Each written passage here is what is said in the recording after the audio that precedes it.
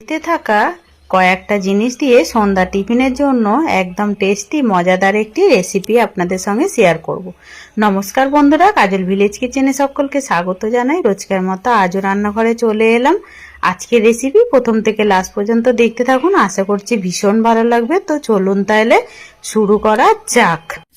এখানে টিফিনটা করার জন্য একটা বাটি নিয়েছি, বাটির মধ্যে দুটো ডিম ভেঙে দেব।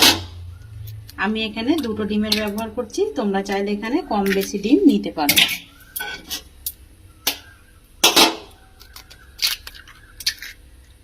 দিয়ে দেবো আমি 1 চামচ সাদা তেল, দিয়ে দিলাম 1 চামচ সাদা তেল। এখানে নিয়েছি একটা ছোট সাইজের পেঁয়াজ কুচিয়ে নিয়ে দিয়ে দেব কুচিয়ে রাখা পেঁয়াজটা, আর এর মধ্যে দিয়ে দেবো একটা ছোট সাইজের কুচিয়ে রাখা টমেটো। বেশ কিছুটা পাকা কাঁচা লঙ্কা নিয়েছি যাতে করে দেখতে সুন্দর লাগে।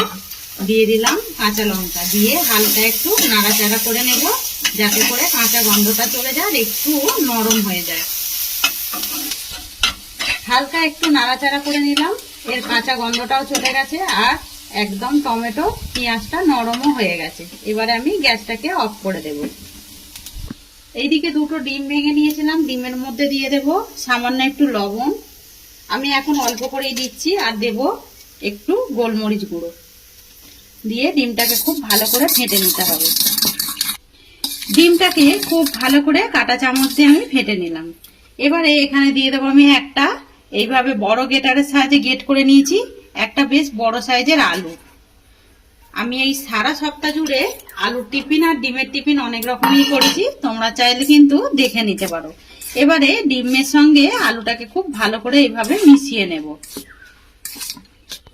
এখানে দিয়ে দেবো আমি পাতা চিজকে গেট করে নিয়েছি, গেট করে নেওয়া চিজটা আমি এর মধ্যেই দিয়ে দেবো, দিলে পরে টিফিনটা খেতে বেশি ভালো লাগবে।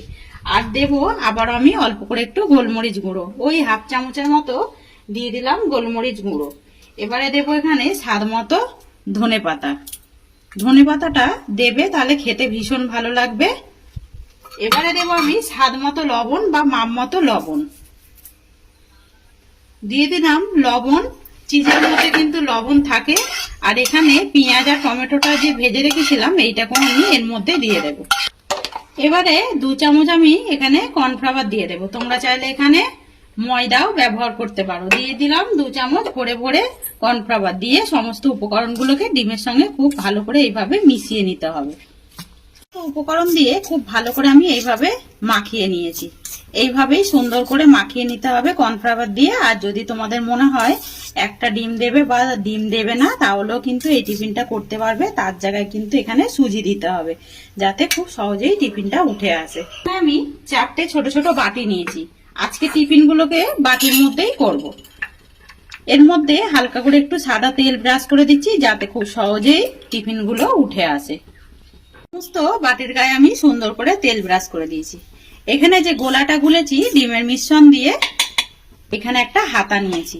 এবারে খুব ভালো করে একটু মিশিয়ে নেব, মিশিয়ে নিয়ে সমস্ত গোলাগুলোকে এক হাতা করে এর মধ্যে দিয়ে দেব। কোনো রকম খাবার সোডা ইনো দেবার দরকার নেই,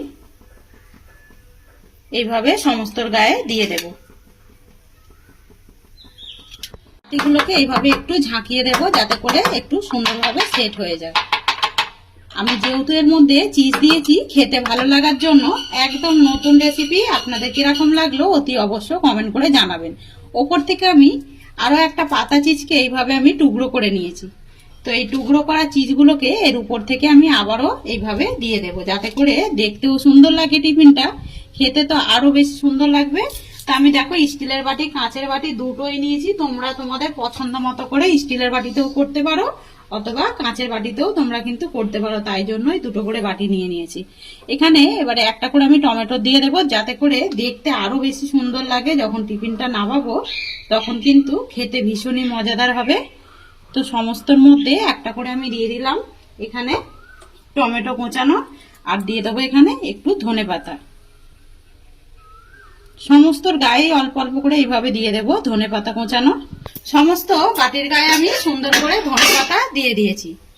এখানে একটা কড়াকে আমি খুব ভালোভাবে গরম করে নিয়েছি। এবারে সমস্ত ঝাঁকিয়ে নেওয়া বাটিগুলোকে এইভাবে সুন্দর করে তাওয়ার গায়ে বসিয়ে দিতে হবে। তোমরা চাইলে এখানে স্টিলের কড়াতেও একটা থালা বা স্ট্যান্ড দিয়েও কিন্তু এইভাবে বসিয়ে দিতে পারো। সমস্ত টিফিনগুলো এর মধ্যে বসিয়ে দিলাম। এবারে এটাকে ঢাকা দিয়ে এটাকে 10 মিনিটের জন্য খুব ভালোভাবে রান্না করে নেব। 10 মিনিট পর ফিরে এলাম।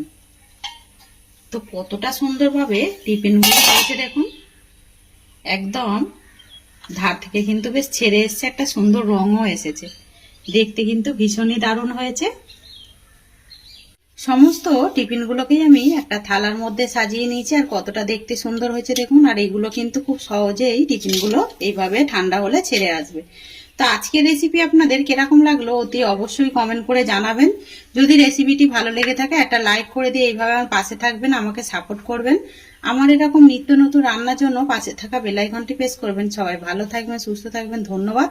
আবারও কোনো নতুন রেসিপি নিয়ে ফিরে আসবো। আজকের মতো এই পর্যন্ত।